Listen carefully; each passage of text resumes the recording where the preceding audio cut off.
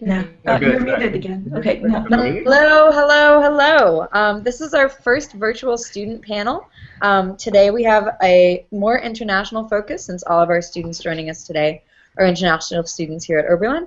But we welcome all and any questions from anywhere in the world. So I'm going to mute myself, but I'm going to turn it over to our three fabulous panelists to tell us who they are and why they chose Oberlin. Please send your questions our way.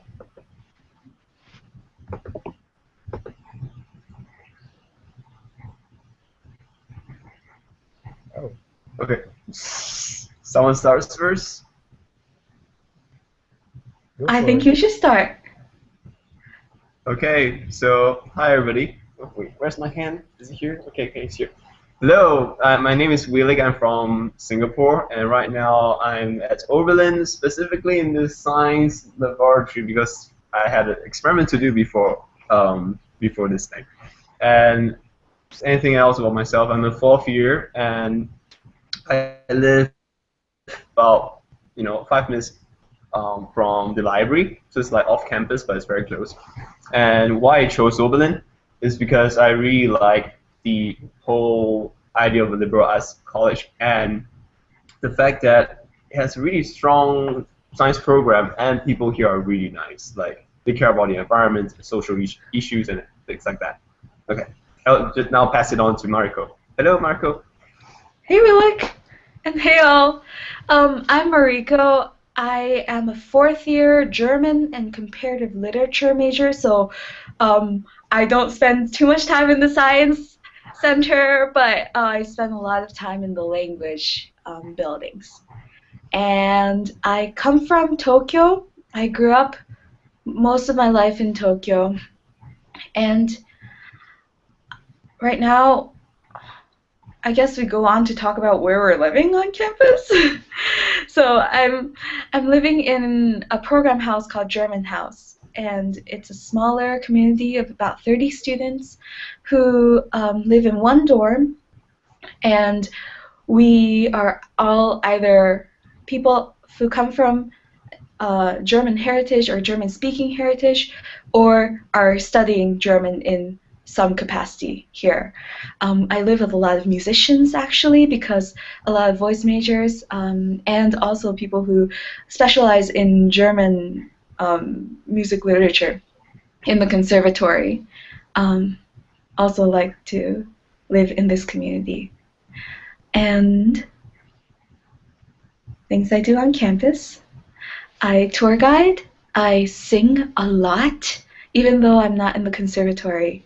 And I think that was probably the most definite piece that brought me to Oberlin. So knowing that there is a lot of music on campus, and not just a lot of music, but music is an integral part of campus life and what people do and how people live on campus, that sounded like a really good fit for me. And so as a student who came without having too much contact with the admissions office, and I'm really glad that you guys are getting to have a little bit more contact with the admissions office because it makes the process a lot easier and it makes it a lot easier to determine where you're going. The one piece that I knew about Oberlin that appealed to me greatly was the music. Okay, I guess it's my turn now. Can you all hear me? Yes. Okay, great. Hey, I'm just gonna get this closer to me. I think my mic is not working very well. But hey, my name is Pete Peterson. Karaoke, the Monge. Oh, is it better now? That's better. Yeah. Yeah? Yeah. Okay. So my name is Peterson Karaoke Jamonge, and I'm a fourth, fifth year. I'm in the cusp right there. So, this is my last semester. I'm an Africana Studies major, but I started as neuroscience, so it's a long story. But I'm originally from Kenya, uh, and I live off campus. Um, that's I'm not on campus housing, and yeah, two a few activities I do while I'm here. I do a lot of music stuff. I DJ on campus. I That's a side thing. I work with lots of community service things, and I'd say the one thing that really attracted me to Oberlin was being able to do both sciences and art, and I've gotten a chance to do both, and even change my interests along the way.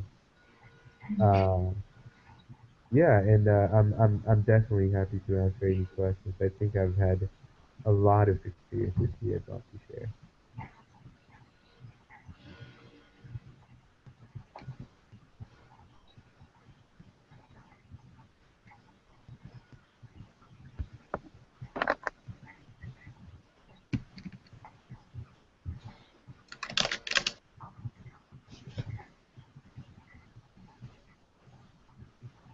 Okay, you wanna go for it? Oh, I was about okay. Yeah, I was about to type something like who wants to start first. Okay, sure. I'll start first then. So to talk about connection I've made with a professor here. Mm, well, right now, let's talk about my research advisor. He's Guna Kwashi. Do you know him? Yes, Pete, do you know him? Yeah, I as do. well. Okay, yeah. So, so how it started was I think I met him first at neuroscience reception. So I wasn't actually taking class with him when I first met him. It was more like there's a gathering of like neuroscience professors and majors interested, and we were playing apples to apples, and we were just like hanging out together and having some cake and eating and I think well card games or like brain games or something like that. And then I asked about his research, and I find it very interesting. But it was not until this year when I started doing research with him.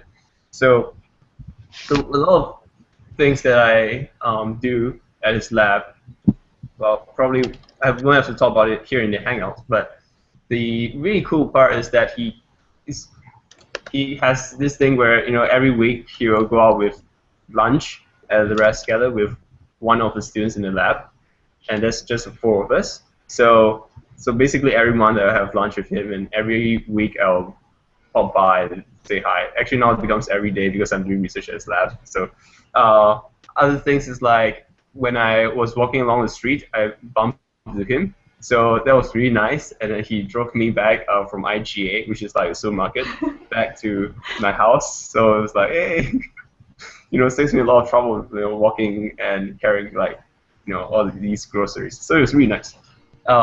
Yeah. So I'll leave it to the rest to talk about one of the yeah, talk about the professors and the interactions you had with them.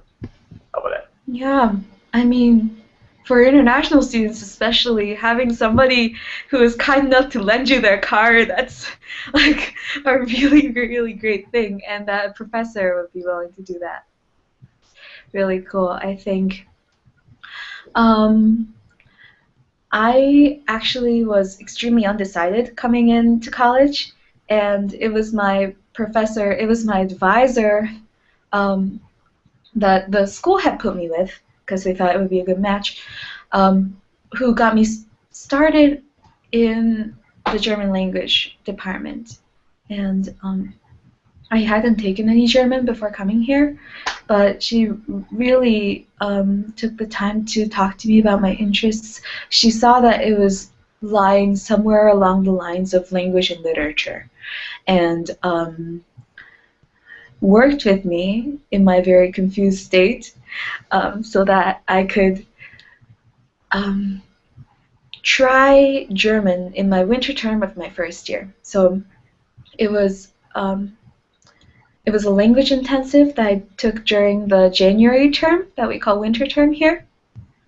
And she said, if you don't like it, then it's just going to be 1 month of doing it. But if you like it, then that could take the place of your German 101 class, and you could continue doing that throughout your 4 years here at Oberlin. And I thought, well, if it's 1 month, I might as well try it. And I tried it, and then it was so well taught by student TAs, which is really impressive. And I just fell in love with the literature. I saw how it connected to a lot of the music that I've been singing that I was interested in. And then I became a German major. And the same advisor has been my main advisor during my time here. And she not only pays attention to my academics, but also when I'm having a really difficult time back at being away from home or needing some kind of somebody to talk to and talk things out with. She's always there, and she's very willing to meet up with me. And she also facilitated a lot of my study abroad things. And I'm also looking into grad school, and she's been extremely, extremely helpful in my grad school search. So, yeah, that's Professor Hamilton for you. Um, Peter? yeah. So is this working? It Right? is. Yeah, we Okay. can hear you. Okay. I have the worst mic on my computer, but anyway, I think for me, I've made a lot of connections um, with the professors. Uh, it's I can't even begin to count, but I'll just pick one, and that would have to be Professor Len Hodis. He's in writing, rhetoric, and composition, and I mean, I came in thinking I wanted to be a pre-med student, and I did my requirements, and down the line, I changed my mind, and it's gonna happen. So I always wanted to write, and at least that's one thing that didn't change in my 4 years here. And I met this great professor. It wasn't my major, but I took it as an independent study, and every semester since I came here, he prompted me to write, and we both work together, and it's very flexible. We work when we want to. We meet uh, and make tea and just kind of hang out. Like it's really the nicest thing I've had um, as a professor-student kind of thing. And there's just a lot of good professors. I cannot even count them, but I just that's one that stands out for me. But definitely, I think um, just like Mariko, I'm applying to grad school right now, and I've gotten a lot of support from professors in and out of my major. So that's the one thing that I'm not great at making friends, but the professors are good at doing that. So that's something I like. Uh, I agree with the point that I gave the talk like on Thursday, and then there were more professors who show up than some of my friends, which is funny. Interestingly enough, it was midterms. It's not that I have no friends, but it was midterms, so somehow like they were all like cramming for the exams, and only like maybe 4 or 5 friends show up, 5 or 6 people, but there were like 7 professors who turned up. So it's really interesting. Yeah, like over the past 4 years, I have made so many connections with professors here. They'll like show up and they will talk with me after the talk as well, and chit chat about like the things I do, things like that. It's really really nice. Okay, so next up, there's a question on the board that asks, tell us about the international community at Oberlin and what kind of support is a part of the college experience. Okay, so the international community at Oberlin, I sort of like, yeah, the stats tells us there's about 10%, right?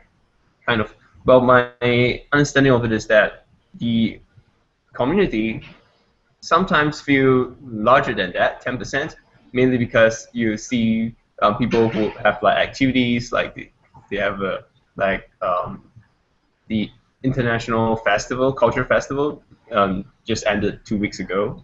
Wait, last week, sorry, last week, and there were a lot of people showing up, and also Americans showing up, a lot of international students, making food, and it was just a lot of things. I'm sure Mayan took a lot of photos and put them up there, and also the kind of support that I guess the one that made the most impact on me was the pre-orientation. So that was when I was first year. I just arrived on campus, and before I arrived on campus, they made arrangements with me and they said, okay, when are you going to reach the airport?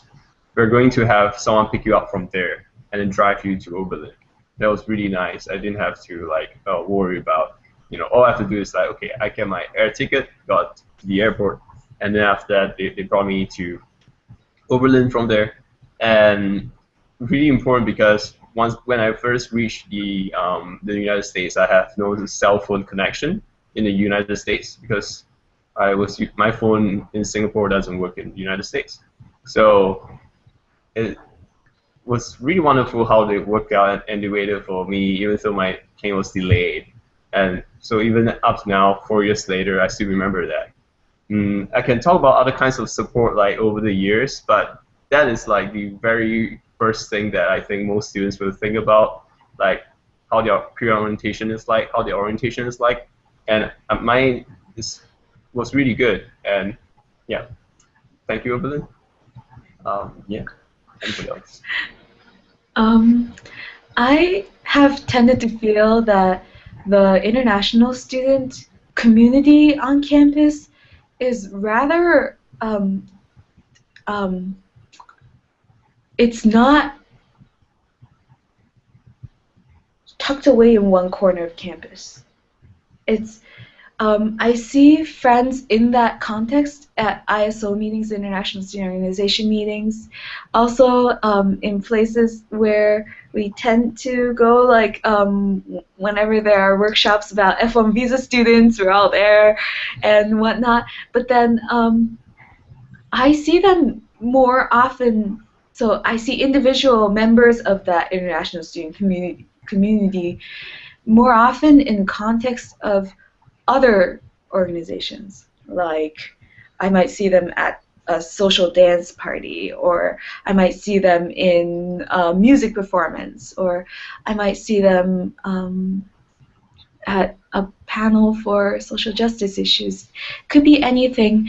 And so what I want to say is it's definitely a good support network that we have here.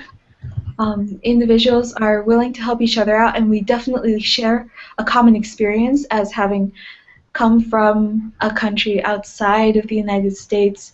Some of us for the first time in our lives, and um, and the support is there amongst us, but it's also coming from the community around us, and it's very, very accepting of students, and they're very interested to know what our experiences have been like, not just coming here, but also um, before we came here.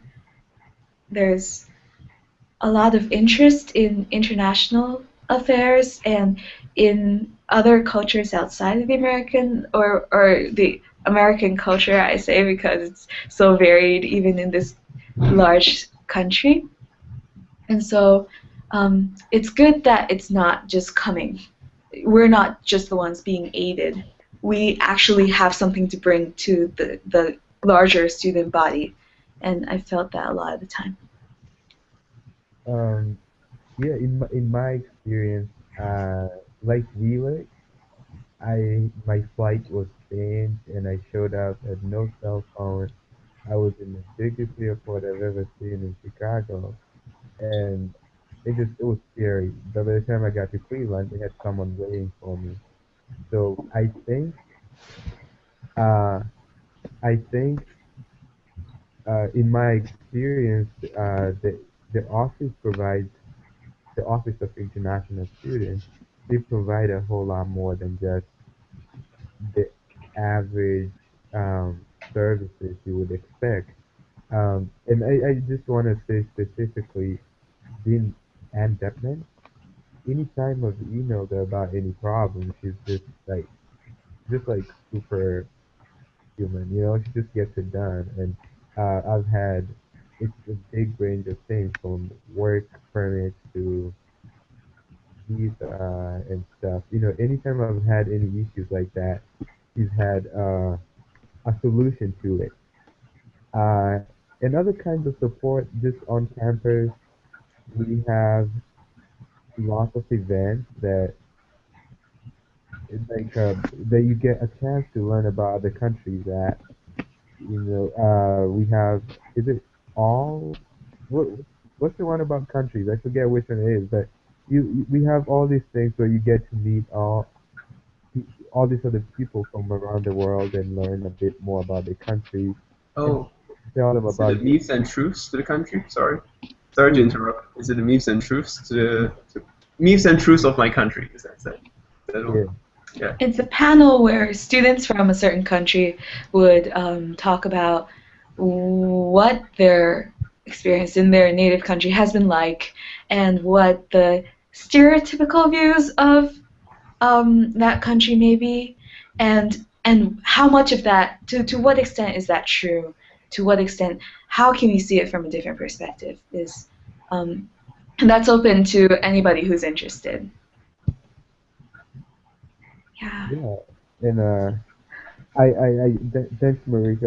I think, yeah, it's one of many things you can go to, and uh, I've, I never quite imagined making friends from some countries. I didn't even know about them, but I feel a lot more educated about people, cultures, and just the world in general.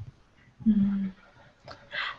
Can I, Peter, are you done? Can I Yeah, add something about Dean Deppman? yeah. Dean Deppman was in contact with me last year when I was off campus studying abroad in Munich, Germany. And I had a lot of questions about entrance back into the United States, just like very logistical things, visa stipulations, and so on and so forth. And she was right on top of every single email that I was sending from outside. And really, I don't think it was exactly in her, among her high up responsibilities. High up is not the word. It wasn't high up on her priorities for what she's responsible for, um, taking care of a student who's not on campus per se, but even then, she took the time to respond to my emails, to answer my questions. And then when I came back, I went to her office yesterday, and she sat down with me for an hour talking about how it's been transitioning back to Oberlin, how it was looking back, transitioning into Oberlin as a freshman, and how it feels to be leaving Oberlin in 6 or 7 months. And the conversation helped clarify my thoughts so much because she's so knowledgeable about just the the procedures that we have to go through, that are different from domestic students. Whenever we're getting a job, we're transferring into another school after college, going back, whatever it may be. And also, she does it in such a personable manner. I really, really appreciate her being here and being our Dean of International Students. That's sorry. Um, since I'm sort of on right now, I would like to introduce the next question, which I'm seeing, adjusting to life at Oberlin. Actually, that leads in really well. Small town, snow. I wonder. It was actually not so bad for me. So big of transition geographically. It was gigantic. But what I mean is that the geographical elements of that transition did not affect me as greatly, and it was actually very smooth. I enjoy this place because you can look up and see nothing but the sky, and it's not cut across by like by elect what you call it, landlines. Landline is not, that's a phone, but by wires, for telephone lines. There we go. Yeah, um, that one. and you can see trees everywhere. It's extremely green, and it's quiet enough that you can hear the birds and the squirrels chattering even. It's especially beautiful in the fall. And the fall is when we come, and I think it it offers us a lot that we can appreciate, especially coming from a large city like I did. It was sort of my idea of an ideal place to study, um, free of distractions.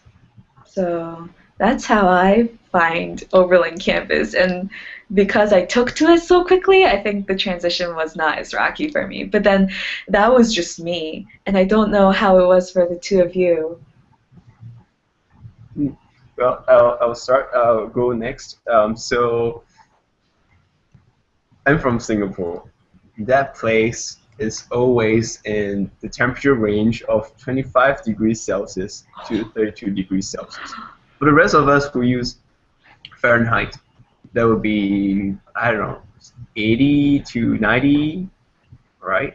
Something like high 70s to low 90s. But the rest of the world uses the Celsius, so I'm going to talk Celsius right now.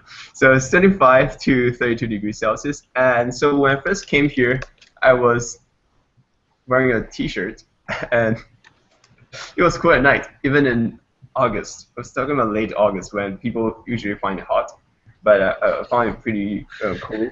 And how is this person going to survive for the next few winters in Oberlin? But actually, it turned out to be okay because once you're here and I was introduced to the idea of jackets. Another because to put it mildly, really there are no need for jackets in tropical weather like Singapore. So wearing jackets is nice and all that. And also gradually, I think my body adjusted to it. So temperature-wise, it was okay.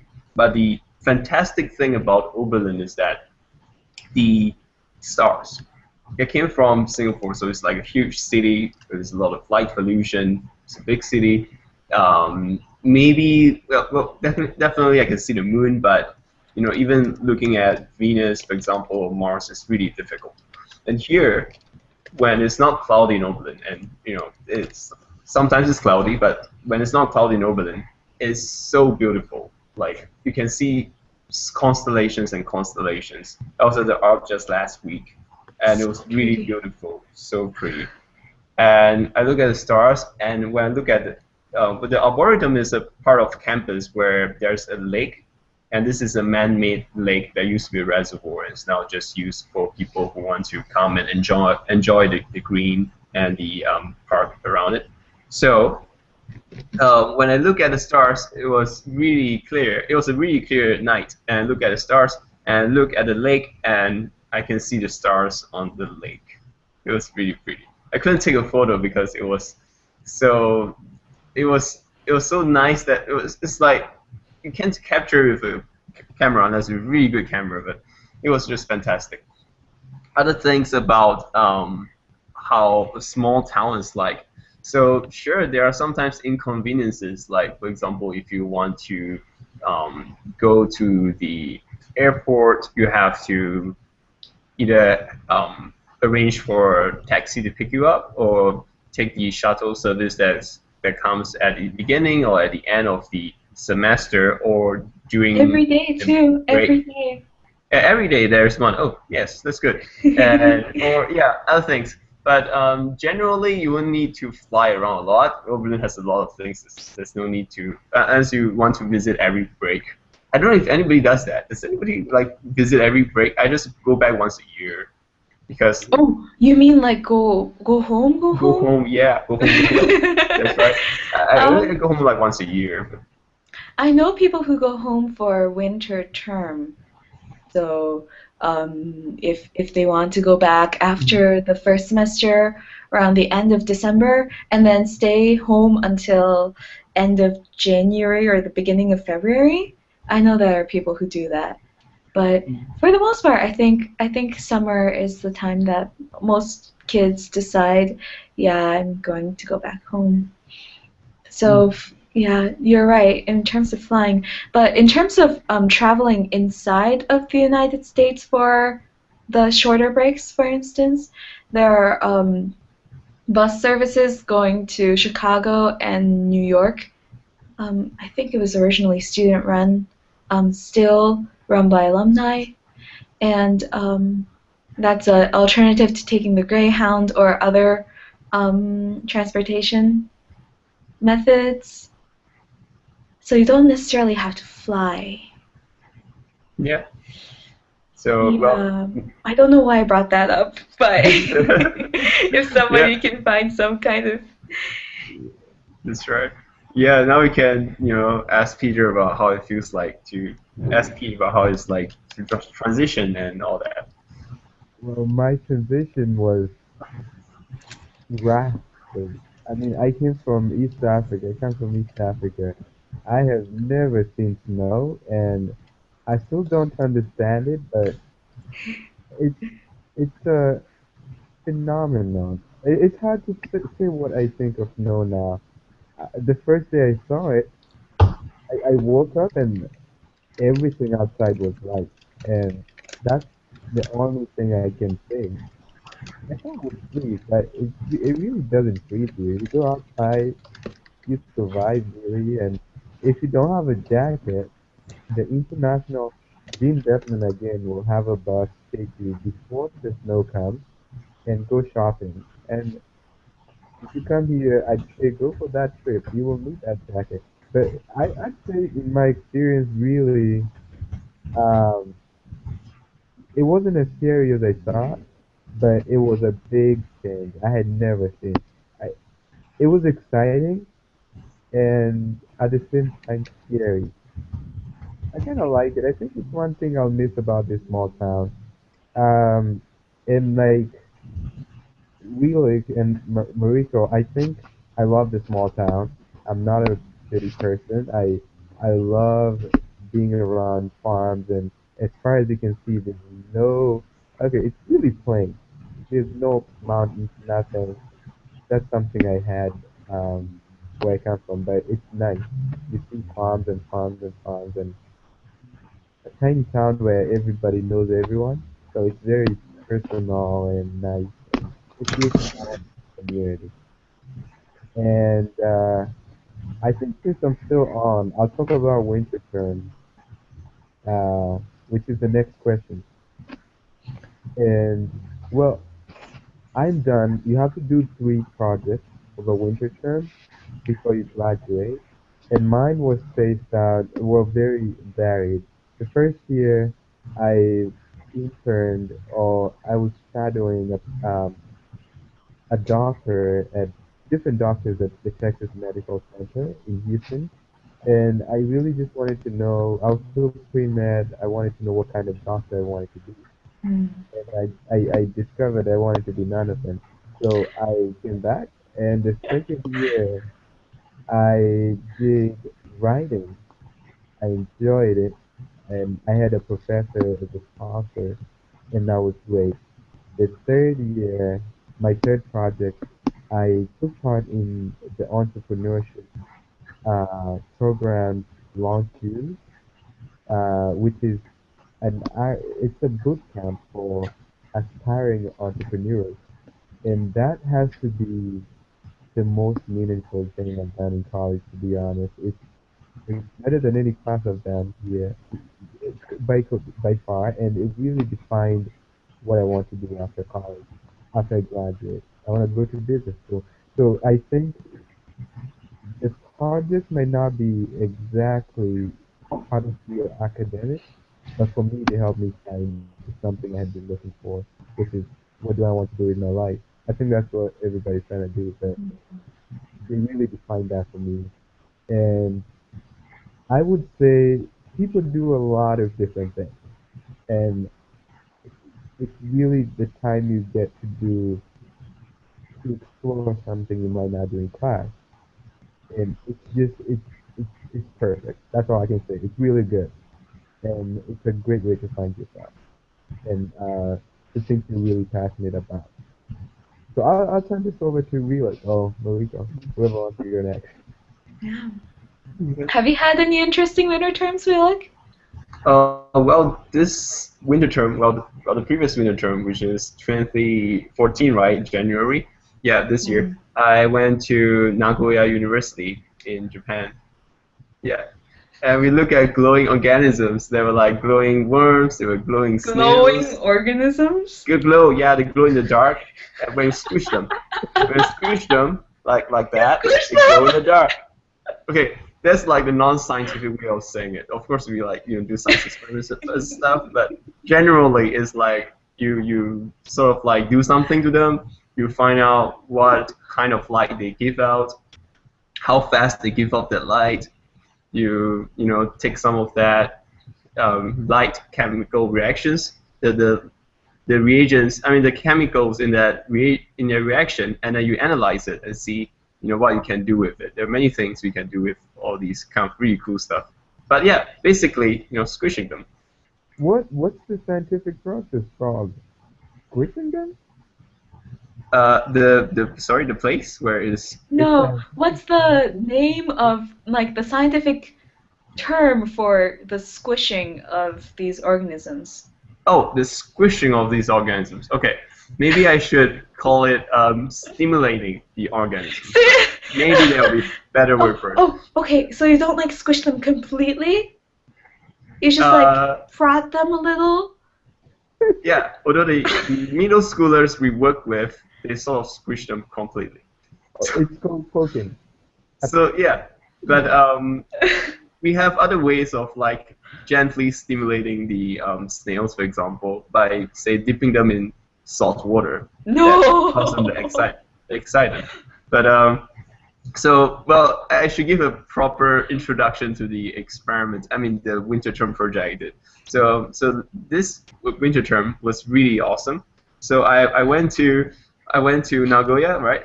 That was under Shanxi in Asia grants program, and also they funded it. But for the people who had the idea to work at the project, that was due to a alumni. His name is Darren Schultz. He works at the laboratory of Oba Laboratory. So that's Oba Sensei, the professor in Nagoya University. So Darren just graduated 2 years ago, and he won a Fulbright to do research. So he went over to Nagoya and he did research there because he was like, this is a really awesome place. I need to tell them. I need to tell my experience to other students who are here. So he extended this invitation to other current students in Oberlin and say, join me for winter term project. And I was like, wow, this is really exciting. I want to join you. And at the time I was about to, starting to plan for winter term exco for 3D printing. That was like what I was doing, in the fall semester last year. I was like making a 3D printer, and I was like, okay, I'm going to have people, make 3D printers. But I was like, ooh, this is a really good opportunity, and I, couldn't pass up on it. So I passed my 3D. It's a really good opportunity to get to squash organisms. Sorry. Yeah, I know, but it's really fun because it's like a totally different place, and it's like a different continent to do a winter term, and I knew I had to do that. So I haven't been to Japan before at the time. So I was like, okay, I'm going to pass it on to someone else to do the 3D printing project. And I'm going to go to Nagoya to look at the bioluminescent organisms and see how they glow, why they glow, when do they glow, and all these things, and go to different islands and capture specimens. It's a bit like modern day Pokemon, kind of, but except it's all about bioluminescence, glowing organisms. And I gave a talk just on Thursday this week, and there were about 15, 20 people who showed up. It was a really good response, and considering the school is small, you have about only about 2,000 people in the college, and so the really interesting thing was that I gave the presentation, and they asked a lot of questions that made me think more about how to go about carrying this on to the future. Even though I won't be back in the lab, but in the lab in Nagoya, but all these questions, stimulating questions, all this is like really good indicator of that when people are listening to your talk, they participate in the talk as well. And that's something that you can find in Oberlin. People don't just like go to the talk and switch off. They really participate, and that's something I find really valuable. Yeah. Okay. And so, well, Um, I think that, yeah. can I just put in a little bit about winter term? Yeah. Yeah. You raised a really good point, I think, Felix. Not about I'm not even gonna go there anymore. Sorry, I can't get over the squishing. Um, you raised a really good point about the opportunity to go abroad during winter term, to go to a different country, and I did that as well. I think that's something that appeals to a lot of people, students who get who are on campus and they're thinking about winter term. Um, there are opportunities now in, well, actually any country that, again, there are connections with alumni too, I think, um, and other places. I myself haven't really looked into that, but I know that some of my friends have, and they've been able to travel. Actually, one of my friends who live with me in German house right now is doing a winter term in Berlin, spending her month in Berlin taking social science courses and language courses before her actual study abroad program begins in the spring semester. And that's something that she decided to do because she thought that having a little bit more time to get used to the country and get used to the language, because she hasn't studied it in that environment before, would be really good for her. And she found immediately these January 1 month long programs, and she's going to be there. That all being said, I think I mentioned briefly earlier before, but I only got started in my major because of winter term, and it was for me a chance to take a language when I hadn't had enough time in my fall semester, being the person that I was, trying to do everything at once. When I hadn't had time then, the first semester after coming here, to take a foreign language, and I'd missed that a lot.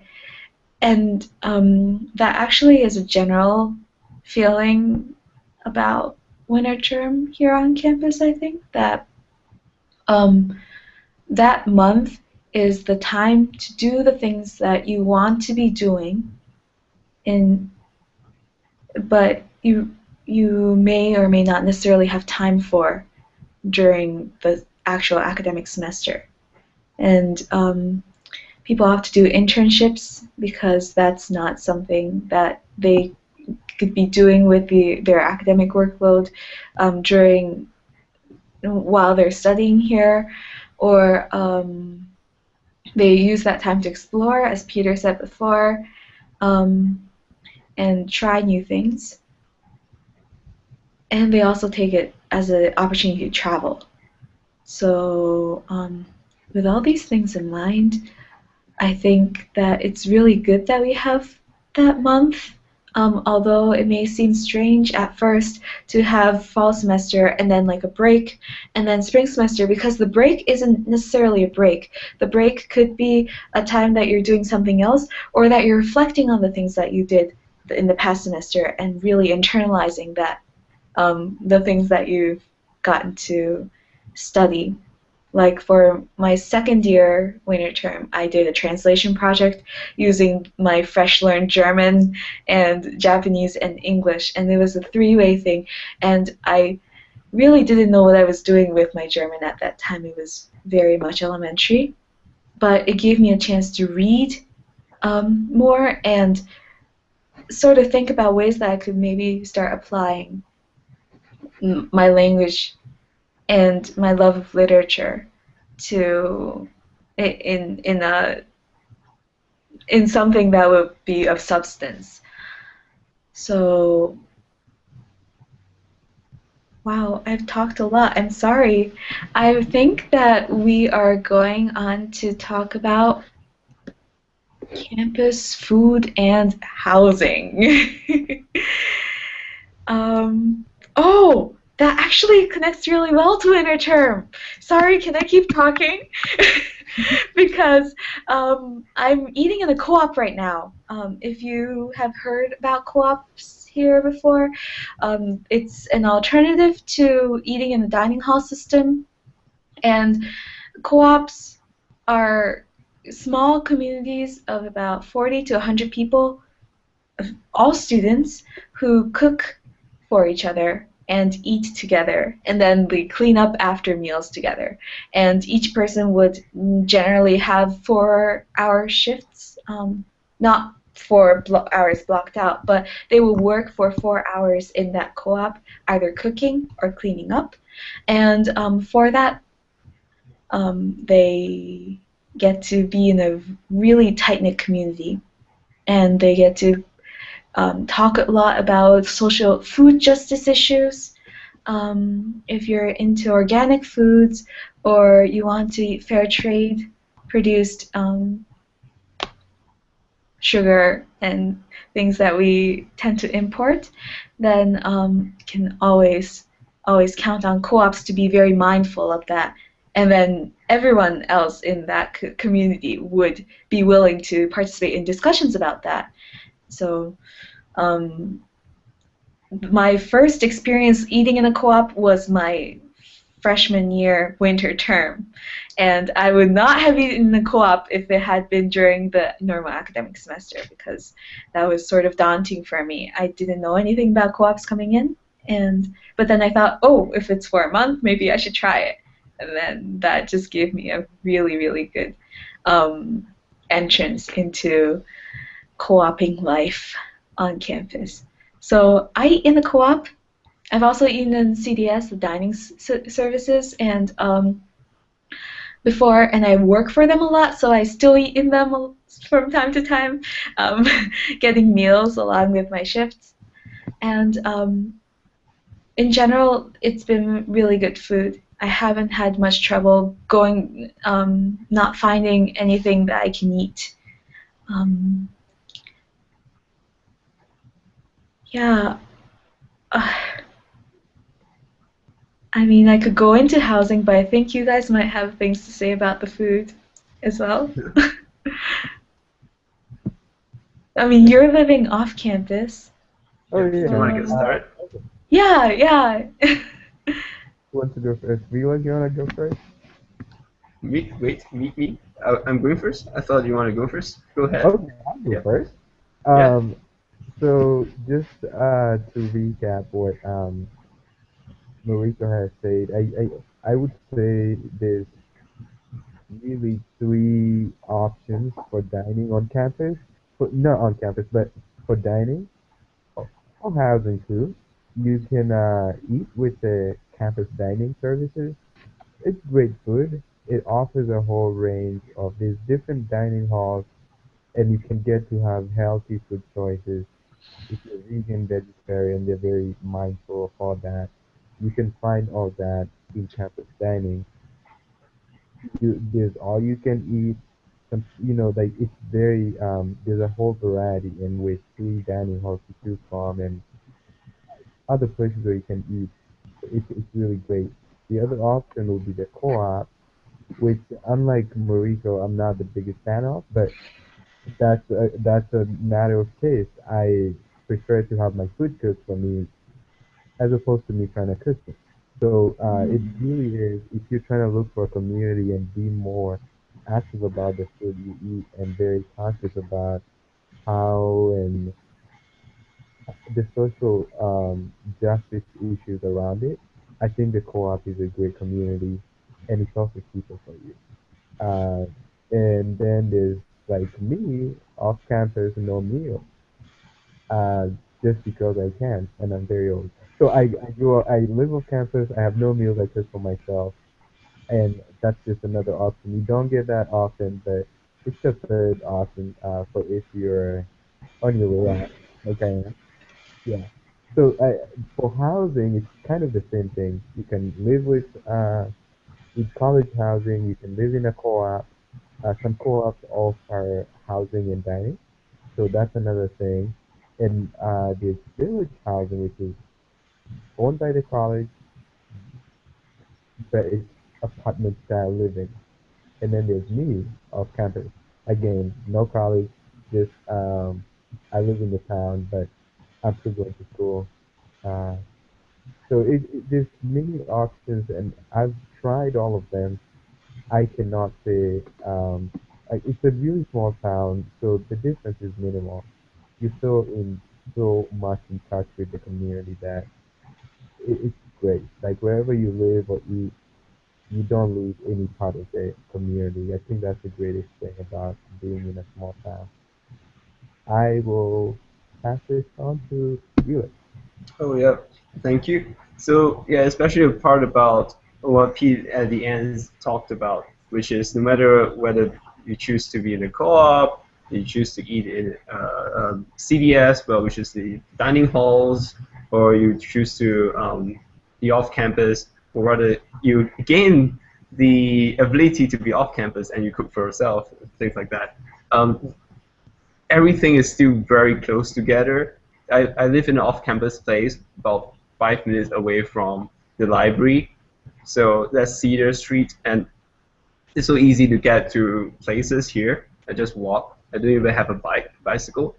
I just walk, and it feels like nothing really changes drastically after I went off campus or after I decided to cook for myself. Although actually this semester I spent more time in the dining hall because I'm tired of my own cooking. I decided to go back to eating at the dining hall. So that's something, like especially when you look at like the website as me cooking and making tofu and making tofu for Oscar. It was when I was a second year. I make tofu and coordinate the making of tofu in the co-ops. Like the That's actual like, making of tofu from scratch, you mean? yes, thank you. The Wow. actual making of tofu from scratch soybeans. So in the co-ops we do that, and the it's actually very really interesting. It's like chemistry. You have soybeans. You soak them, you crush them. You have that. You squish them.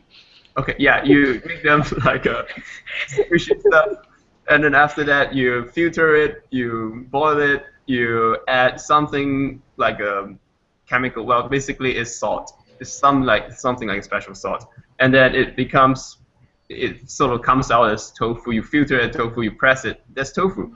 It's a really cool process, and so that year, after making tofu for about 600 people, and I'm like, okay, great, I can pass it on to someone else now. And now I'm like, okay, happy doing something else. And it's wonderful how like every time, every step of the way, you can enter something, you can leave it, but at the same time, you can always say hi to those people who are now doing the things you do, and say, how are things going?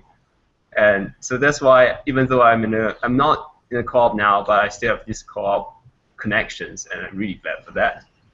Yes. Yeah. That's just question. Okay. Uh, Um. fine. Okay. I think I'll start. I'll start. Because I'm already talking. Um, I think just in general, as we end this, I would just say that in my experience, coming here has helped me just really has actually given me space to think about things I thought I knew I wanted to become. And I would say the most important thing is to keep an open mind because I didn't have that when I got here. I showed up and I knew I wanted to do science. That's it. And that took a while to change. But I think whatever, however close or open your mind is, you really get to unlock it and just find all this, all these other things that you're passionate about that you never give yourself a chance to try out. And 4 years doesn't sound like a lot, but with the kind of opportunities you find, it's really more than 4 years. And with the kind of support you get here, you will find yourself if you haven't. And I definitely have. And just I wish you all the best in your journey to Oberlin, hopefully. I'm done.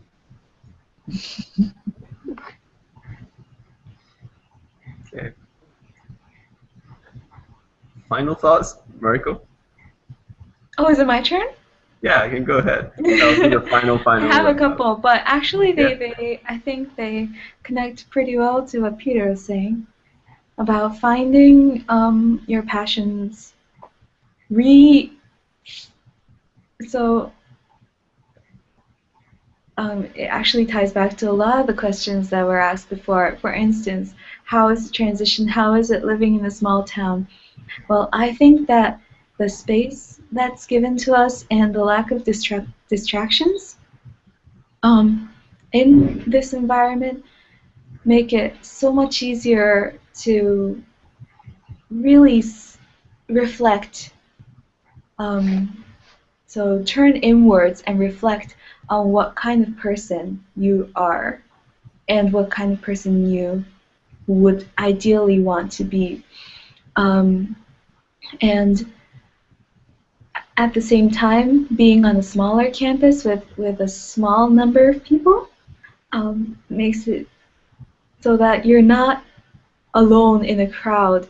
If you have done enough self-reflection for the day and you really need to get away from yourself, there will be people there, and there will be people who will who will meet you in the middle, so you don't have to be all introverted at one point, all extroverted at one point, but rather everyone's sort of doing that, trying to find themselves, and then they come together, and then you have really great, really insightful and um, I don't like this word, but productive discussions with people, your peers.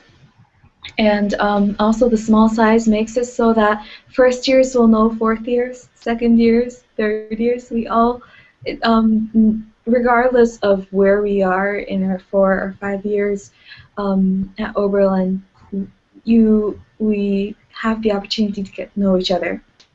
And that combined with the fact that everyone who comes into Oberlin has one passion or two passions or something or many things that they're passionate in makes it so that while you are trying to find that one thing that you really want to do, and that's the exploration that Peter was talking about, you meet other people and it opens up so many doors and so many new things.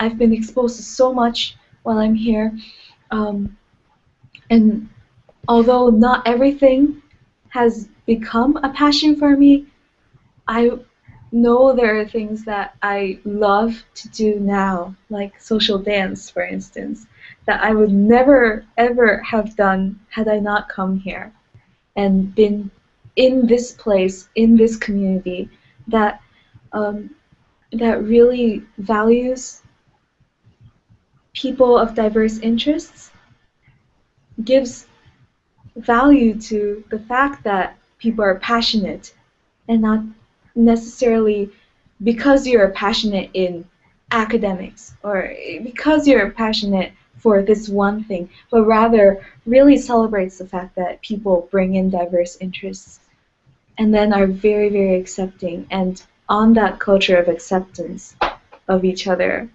has interesting, intelligent, and creative people um, builds relationships. So I just went from like things that were sort of down to earth to really conceptual, and I'm sorry if that was too abstract. But that's how I felt. I really value the relationships that I've made here and the people who I've met here. Thank you so much, Mariko. You know, I couldn't have said it better. That was fantastic. That's phenomenal. Now, well, for my, well, I don't know, wrap up, I guess one thing about, well, I guess the students who are listening to this are probably high school students who are thinking about what kinds of schools they want to go to. So, yeah, it is true that even though, you know, we are a small school, we have so much to offer. Yeah. So there's no, you know, sometimes people have doubts about what the size of schools they should go to, the kinds of schools they should go to, the geography and things like that. Well, actually, I didn't. I just decided that, okay, I'm going to go somewhere that I like from, you know, the, well, I didn't factor in geography and all that. So because partly because I was from Singapore, and there's no cities that's going to be as dense as that other than Hong Kong. So there's no need for me to go to another big university like New York University or something. Okay, not to, okay, sorry, like any university that's in a huge city, not to target any single school. Okay, sorry about that. Leave that out. Okay, so the thing is that after coming here, because the transition was large, and that makes it even better. I know myself better now because the transition was large. So my thoughts is just to students who are right now thinking about things is that sometimes a big transition might even push you further to greater things, hopefully. So yes. So now Mayan will talk about something. Yes. Oh, my something is, thank you so much. The three of you are so fantastic. Tanya and I have been talking about how great you are this whole time.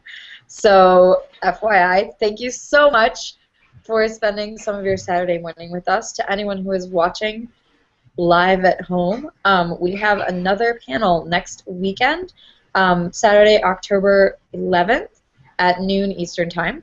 That one I think is a general focus, just talking about Oberlin stuff.